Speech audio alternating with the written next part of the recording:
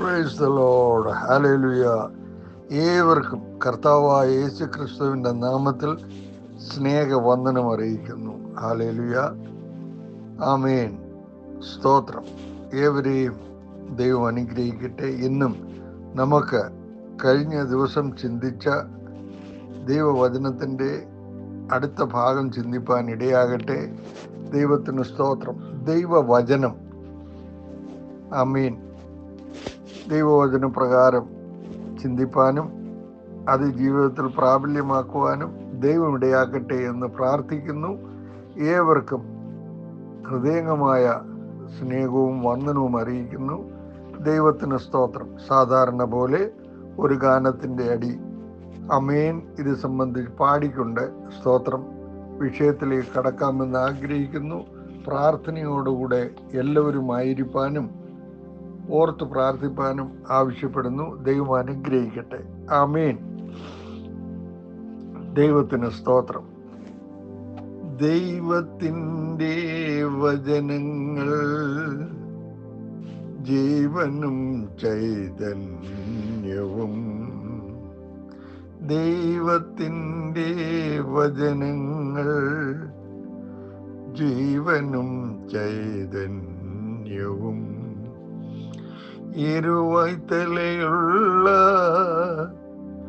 ഏതു വാളിനെക്കാളും മൂർച്ചയേറിയതും. ഇരുവൈത്തലയുള്ള ഏതു വാളിനെക്കാളും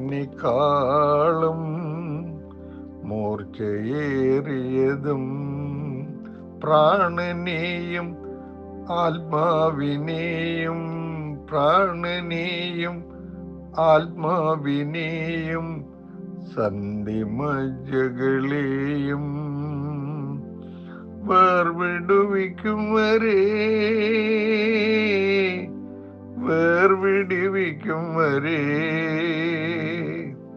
തുളച്ചു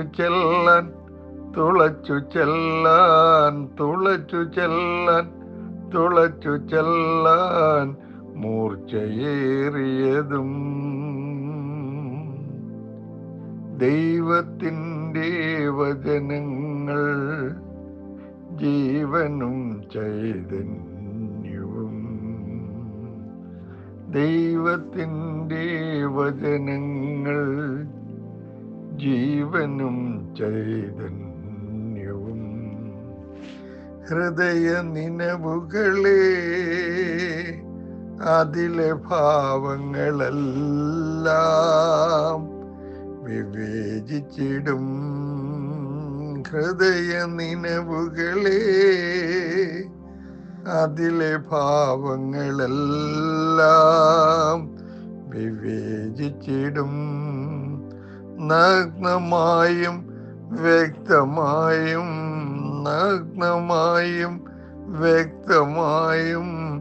സർവസൃഷ്ടികളും.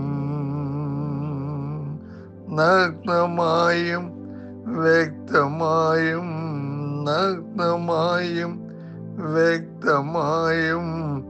സർവസൃഷ്ടികളും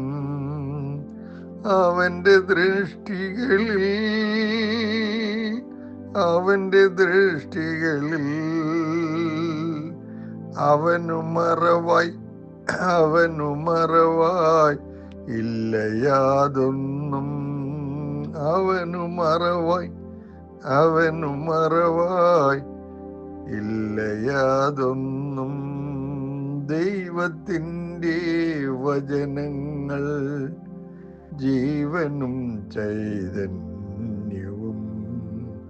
ദൈവത്തിൻ്റെ വചനങ്ങൾ ജീവനും ചൈതന്യവും. ദൈവനാമത്തിന് മഹത്വം ഉണ്ടാകട്ടെ. ദൈവത്തിൻ്റെ വചനങ്ങൾ ജീവനും ചൈതന്യമുള്ളതാകുന്നു. അത് ഇരുവായ്ത്തലയുള്ള ഏത് വാളിനേക്കാളും മൂർച്ചയേറിയതാകുന്നു.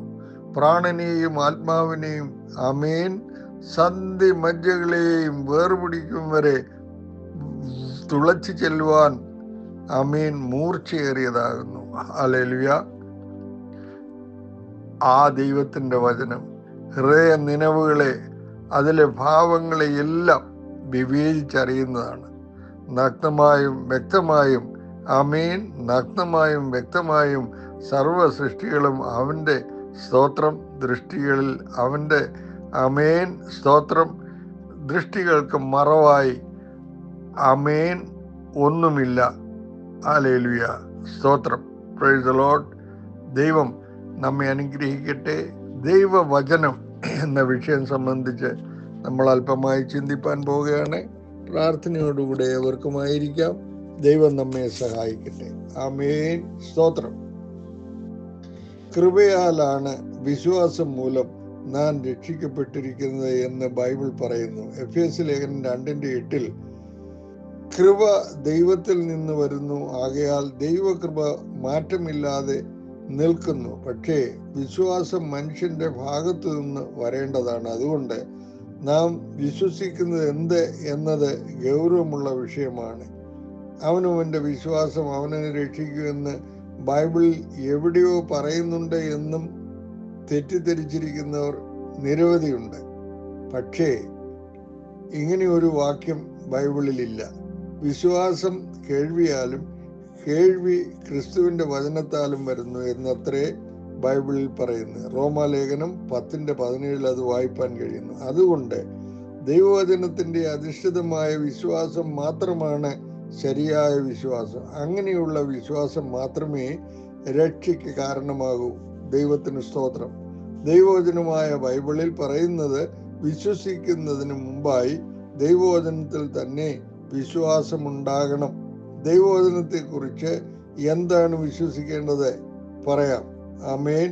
പഴയ നിയമത്തിലെ 39 പുസ്തകങ്ങളും പുതിയ നിയമത്തിലെ 27 പുസ്തകങ്ങളും ഉൾക്കൊള്ളുന്ന ബൈബിൾ ദൈവവിശ്വാസികമായ തിരുവെഴുത്തുകളാണ്.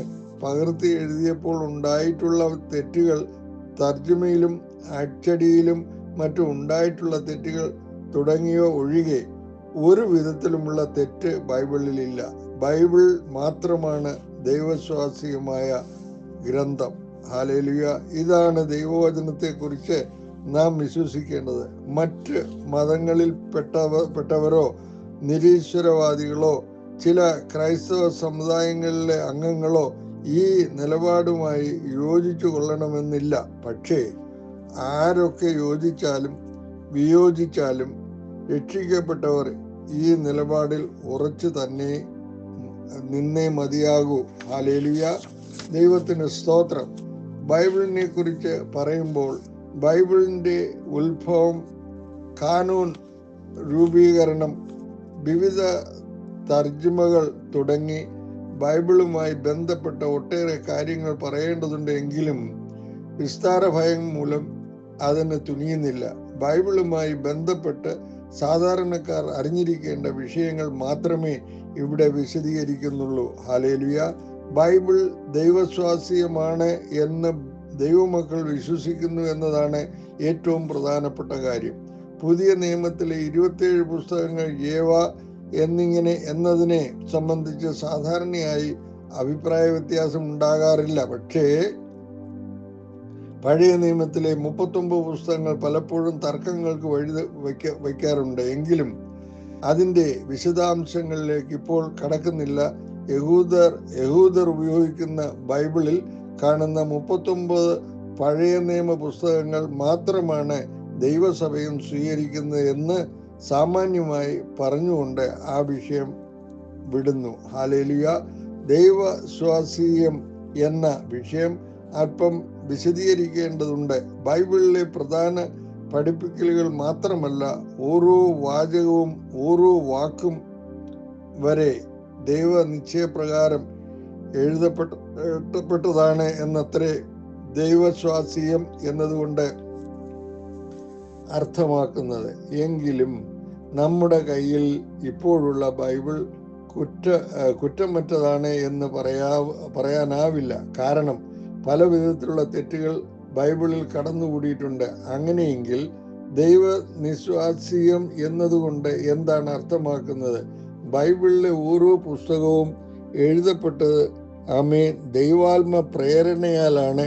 അവ എഴുതാൻ ഉപയോഗിച്ചത് എഴുത്തുകാരൻ്റെ ഭാഷയും ശൈലിയും മറ്റുമാണെങ്കിലും ദൈവാത്മ പ്രേരണയാൽ എഴുതിയതുകൊണ്ട് വാചകങ്ങളും വാക്കുകളും ദൈവനിശ്ചയപ്രകാരമാണ് എഴുതപ്പെട്ടത്. ഇങ്ങനെ എഴുതപ്പെട്ട മൂലകൃതി തികച്ചും ദൈവനിശ്വാസ്യമാണ്, ദൈവവചനമാണ്. അതിൽ ഒരു വിധത്തിലുള്ള തെറ്റുമില്ല.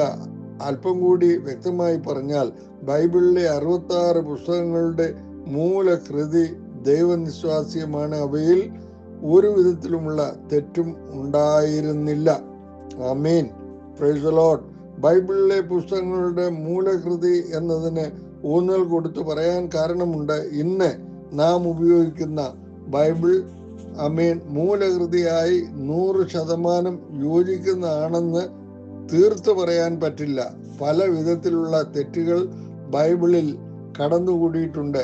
അതേപ്പറ്റിയാണ് പകർത്തി എഴുതിയപ്പോൾ ആമേൻ ഉണ്ടായിട്ടുള്ള തെറ്റുകൾ, തർജിമയിലും അച്ചടിയിലും മറ്റും ഉണ്ടായിട്ടുള്ള തെറ്റുകൾ എന്നിങ്ങനെ വകതിരിച്ച് പറഞ്ഞിട്ടുള്ളത്. ആമേൻ. ഈ വിഷയങ്ങൾ അല്പം കൂടി വിശദീകരിക്കാം. ബൈബിളിലെ ചില പുസ്തകങ്ങൾ 3500 വർഷത്തോളം മുമ്പാണ് എഴുതപ്പെട്ടത്. മറ്റു ചിലത് 1900 വർഷത്തോളം മാത്രമേ പഴക്കമുള്ളൂ.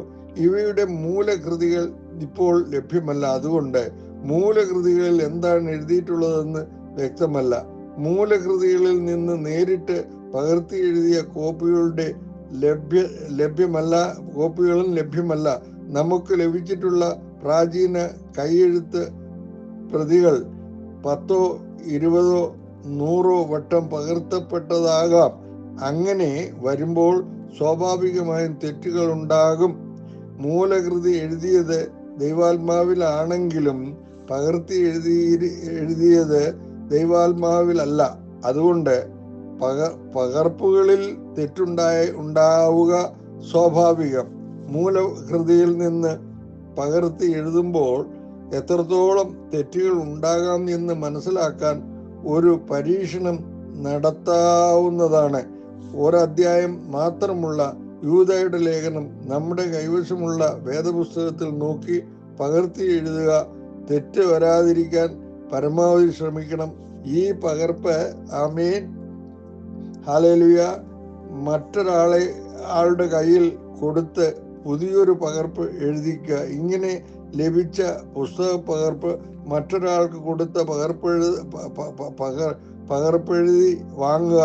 അങ്ങനെ 10ാമത്തെ പകർപ്പ് ലഭിച്ച് കഴിയുമ്പോൾ അത് നമ്മുടെ കൈവശമുള്ള വേദപുസ്തകവുമായി ഒത്തുനോക്കുക.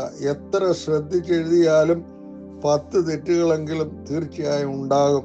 അവയിൽ ചിലത് ഗുരുതരവുമായിരിക്കും. ബൈബിളിലെ പുസ്തകങ്ങളുടെ മൂലകൃതികളിൽ നിന്ന് പകർപ്പെഴുതി ഉണ്ടാക്കിയപ്പോഴും ഈ വിധത്തിലുള്ള തെറ്റുകൾ ഉണ്ടായിരിക്കാൻ ഇടയുണ്ട്. എങ്കിലും ഇത്തരം തെറ്റുകൾ പരമാവധി ഒഴിവാക്കിയുള്ള ബൈബിളാണ് ഇപ്പോൾ പ്രചാരത്തിലുള്ളത്. അതുകൊണ്ട് നാം ഉപയോഗിക്കുന്ന ബൈബിളിൽ ഈ വിധത്തിലുള്ള തെറ്റുകൾ ഏറെയില്ലെന്ന് പറയാം. ചില കൈയെഴുത്ത് പ്രതികളിൽ കാണാത്ത വേദഭാഗങ്ങൾ നാം ഉപയോഗിക്കുന്ന ബൈബിൾ ബ്രാക്കറ്റിൽ കൊടുത്തിരിക്കുന്നത്. ആമേൻ, പ്രൈസ് ദി ലോർഡ്, ഹല്ലേലൂയ, സ്തോത്രം സ്തോത്രം സ്തോത്രം സ്തോത്രം, ഹല്ലേലൂയ. ശ്രദ്ധിക്കുക. ആമേൻ. മർക്കോസിന്റെ സുവിശേഷം 16-ാം അധ്യായം 9 മുതൽ 20 വരെ തന്നെ നല്ല ഉദാഹരണം. ഈ വാക്യങ്ങൾ പല കൈയെഴുത്തും പ്രതികളിലും കാണുന്നില്ല. അതുപോലെ പ്രവർത്തികളുടെ പുസ്തകം 8:37 മിക്ക കൈയെഴുത്ത് പ്രതികളിലും ഒഴിവാക്കിയിരിക്കുന്നു. മർക്കോസും ലൂക്കോസും എഴുതിയ പുസ്തകങ്ങളിൽ ഈ ഭാഗങ്ങൾ ഉണ്ടായിരുന്നു എന്ന് വ്യക്തമല്ല. അതുകൊണ്ട് ഈ വാക്യങ്ങൾ മാത്രം ഉപയോഗിച്ച് ഒരു വിധത്തിലുള്ള വിശ്വാസ പ്രമാണവും ഉണ്ടാക്കരുത്. പക്ഷേ ഈ വാക്യങ്ങളിലുള്ള പ്രധാന ആശയങ്ങൾ മറ്റു വേദഭാഗങ്ങളിലും ഉള്ളതിനാൽ തള്ളിക്കളയേണ്ടതില്ല.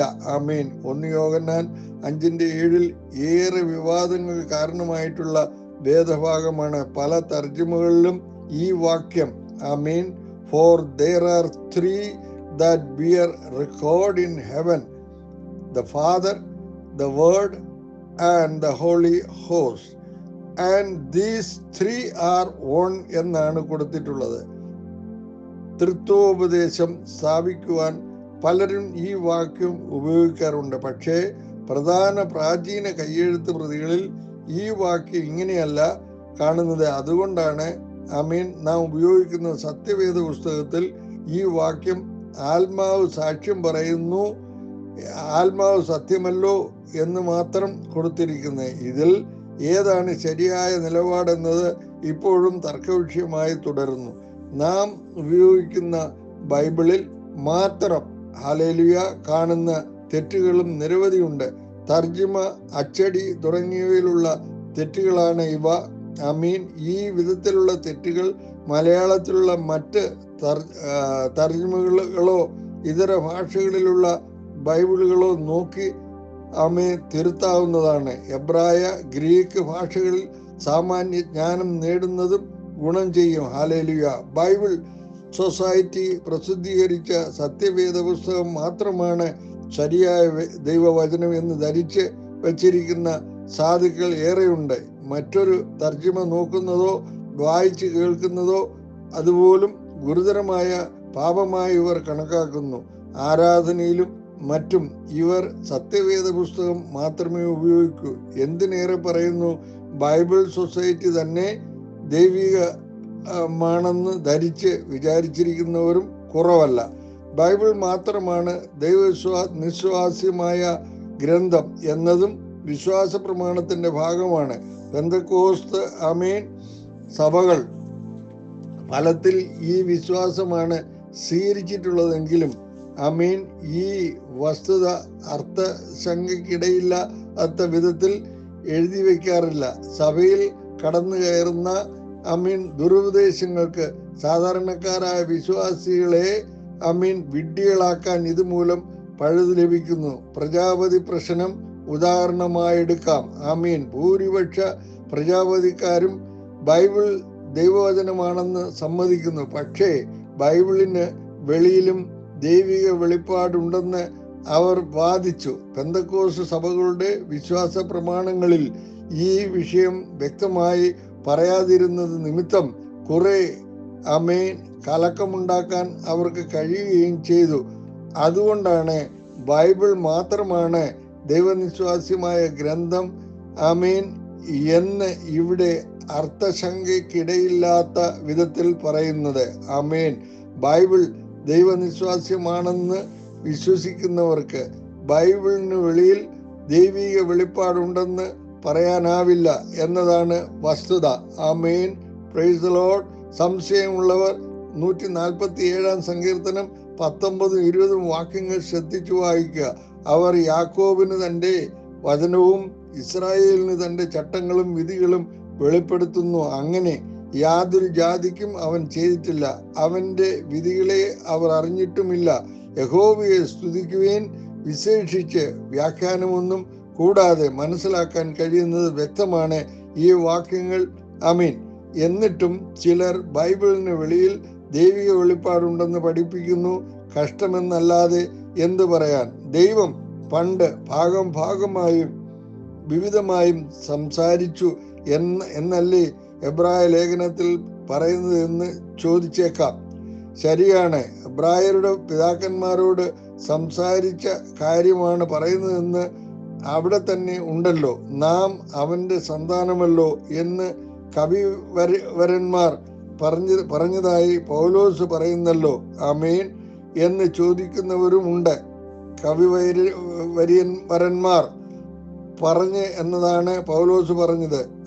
കവിവരന്മാരിലൂടെ ദൈവം സംസാരിച്ചു എന്നല്ല, അവർ ദൈവത്തെ തപ്പി നോക്കി എന്നും പൗലോസ് പറയുന്നല്ലോ. പ്രവർത്തികളുടെ പുസ്തകം 17:27, 28, 29 വായിക്കുമ്പോൾ പക്ഷേ ദൈവത്തെ തപ്പി കണ്ടുപിടിക്കാനാവില്ല. അവർ കണ്ടുപിടിച്ചതെന്ന് പൗലോസ് പറയുന്നുമില്ല.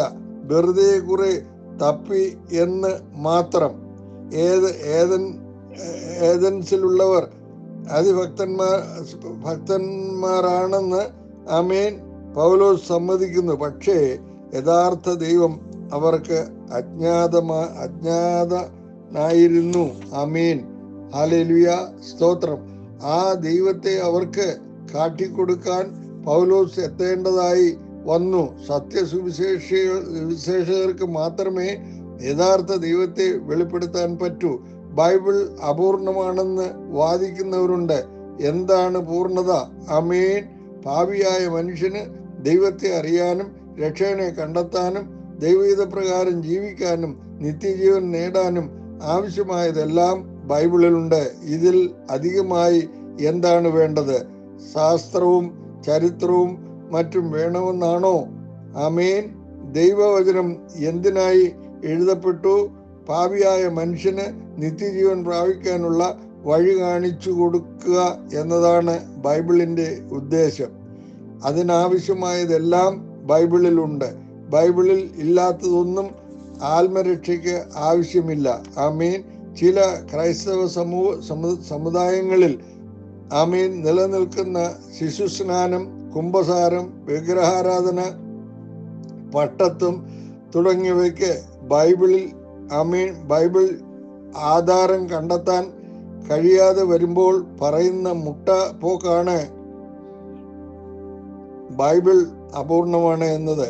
ആമേൻ. 1-ാം നൂറ്റാണ്ടിലെ ദൈവസഭയിൽ കേട്ടുകേൾവികൾ പോലും ഇല്ലാതിരുന്ന ഇത്തരം ദുരുപദേശങ്ങളും ദുരാചാരങ്ങളും പാഗൻ മതത്തിൽ നിന്ന് ആമേൻ പിൽക്കാലത്ത് കടം കൊണ്ടതാണ്.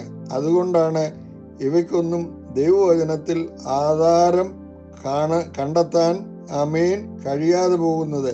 ബൈബിൾ ദുർവ്യാഖ്യാനം ചെയ്ത് ഇവയ്ക്ക് ന്യായീകരണം കണ്ടെത്തുകയല്ല, മറിച്ച് ദൈവവചനത്തിൽ ആധാരമുള്ള വിശ്വാസാചാരങ്ങൾ ആമേൻ മാത്രം സ്വീകരിക്കുകയാണ് നാം ചെയ്യേണ്ടത്. മനുഷ്യനിർമ്മിതമായ കാനൂനിൽ മാത്രം ആധാരം കണ്ടെത്താൻ ആമേൻ കഴിയുന്ന ദുരുപദേശങ്ങളും ദുരാചാരങ്ങളും ആമേൻ വിട്ടുകളയുക. ദൈവം മനുഷ്യനെ ന്യായം വിധിക്കുന്നത് ആമേൻ മനുഷ്യനിർമ്മിതമായ കാനൂൻ അനുസരിച്ചല്ല, ദൈവവചനമായ ബൈബിൾ ആധാരമാക്കിയാണ് എന്ന് മറക്കരുത്. ഹല്ലേലൂയ. ഇത്രയും പറഞ്ഞുകൊണ്ട് ഈ ഭാഗം ഞാൻ ഇവിടെ വിടുന്നു. ദൈവം നമ്മെ ധാരാളമായി അനുഗ്രഹിക്കട്ടെ. ദൈവവചനത്തെ കുറിച്ച് യഥാർത്ഥമായി ആഴത്തിൽ മനസ്സിലാക്കുവാൻ തുടർന്നുള്ള ആമേൻ ഈ ദൈവവചന ശുശ്രൂഷ അതിനുതകട്ടെ എന്ന് പ്രാർത്ഥിക്കുന്നു. ഏവരും പ്രാർത്ഥിപ്പാൻ അപേക്ഷിക്കുന്നു. ഹല്ലേലൂയ. സ്തോത്രം. Price the Lord. നമ്മള് സ്തോത്രം. ഞാൻ ആദ്യമേ പാടിയതുപോലെ തന്നെ ദൈവത്തിന്റെ വചനങ്ങൾ ജീവനും ചൈതന്യമുള്ളതാണ്. ആമേൻ. ആ ഗാനത്തിന്റെ അടുത്ത അടി ഞാൻ പാടുവാൻ ആഗ്രഹിക്കുന്നു. വചനം ജഡമായ ആദി അന്തവുമായ യേശു രക്ഷകനോ, വചനം ജഡമായ ആദി അന്തവുമായ യേശു രക്ഷകനോ, രാജരാജൻ കർത്താധികർത്തൻ, രാജരാജൻ കർത്താധികർത്തൻ, ലോകരക്ഷകനും അവന്റെ വചനങ്ങളെ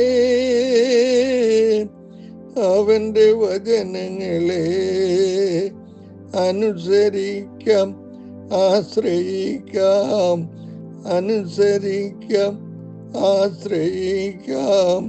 പാടി സ്തുതിക്കാം. ഇമ്മാനുവേലവനെ ആമേൻ. പാടി സ്തുതിക്കാം, ആരാധിക്കാം. ഇമ്മാനുവേലവനെ. ദൈവത്തിൻ്റെ വചനങ്ങൾ ജീവനും ചൈതന്യവും, ദൈവത്തിൻ്റെ വചനങ്ങൾ ജീവനും ചൈതന്യവും. Praise the Lord. ഹല്ലേലൂയ. ഏവരെയും ദൈവം അനുഗ്രഹിക്കട്ടെ. കണ്ണുകളെ അടയ്ക്കാൻ നമുക്ക് പ്രാർത്ഥിക്കാം.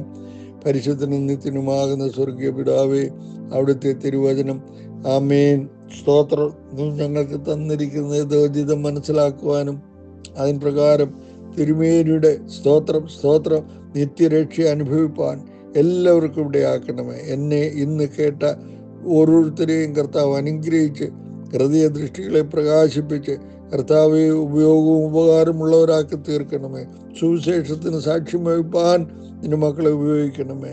ഈ സ്തോത്രം BFM കർത്താവെ ഈ പ്രസ്ഥാനം ഈ ദൈവമേ പ്രാർത്ഥനാ കൂട്ടം അത് അനുഗ്രഹമാക്കി ഇതിൽ പ്രവർത്തിക്കുന്ന ഏവരെയും അനുഗ്രഹിച്ച് കർത്താവിൻ്റെ നാമത്തിൻ്റെ മഹത്വത്തിനായി ഉപയോഗമാകുവാൻ കർത്താവ് ഇടയാക്കണം. ദൈവമായ കർത്താവിൻ്റെ നാമത്തിൽ സ്തോത്രം പ്രാർത്ഥിക്കുന്നത് കൃപയോടെ കേട്ട് ഉത്തരമരുളുമാറാകണമേ സ്വർഗപിതാവേ. ആമേൻ ആമേൻ ആമേൻ ആമേൻ. Praise the Lord. Hallelujah hallelujah. സ്തോത്രം.